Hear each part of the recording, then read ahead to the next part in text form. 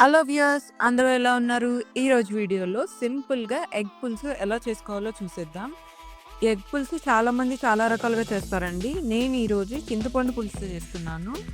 దీనికి ఎక్కువ ఇంగ్రీడియెంట్స్ కూడా ఇంకేం అవసరం లేదు. ఎక్కువ టైం కూడా పట్టదు. ఈ కర్రీ దేనితో తిన్నా బావుంటది. సో, ఎలా చేసుకోవాలో చూసేద్దాం.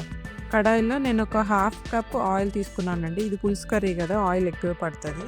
సో, ఒక హాఫ్ కప్ ఆయిల్‌లో ఒక స్పూన్ జీరా, 2 కట్ చేసుకున్న పచ్చిమిర్చి అండ్ కొంచెం కరివేపాకు అండ్ ఈ కర్రీకి ఆనియన్స్ కూడా ఎక్కువ కావాలండి. నేను ఒక 5 ఎగ్స్‌కి చేస్తున్నాను కర్రీ. అందుకని ఎగ్ సైజ్‌లో ఉన్న ఒక 6 ఆనియన్స్ తీసుకున్నాను.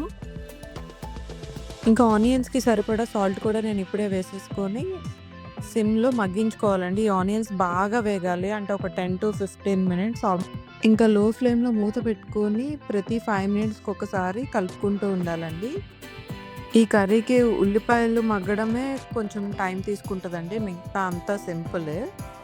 మళ్ళీ ఇంకోసారి కలిపేసుకొని ఇంకొక 5-10 మినిట్స్ కుక్ చేసుకున్నాక ఆల్మోస్ట్ ఇంత చూపించిన విధంగా వేగిపోవాలి ఉల్లిపాయలు. సో, అప్పుడు ఒక ఫుల్ స్పూన్ కారం వేసుకొని ఒక్కసారి కలుపుకున్న తర్వాత నేను చిక్కటి చింతపండు పులుసు ఒక 4-5 స్పూన్స్ మాత్రమే వేసుకోవాలండి. ఎక్కువ వేసుకుంటే పుల్లగా అయిపోతది.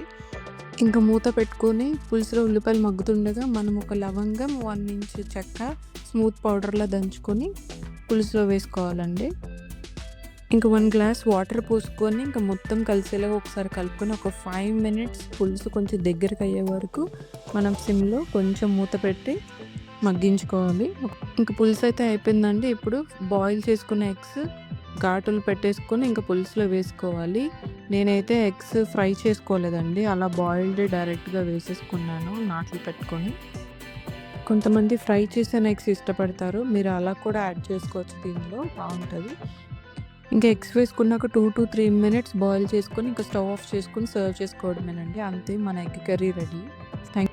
Thank you for watching. See you in next video.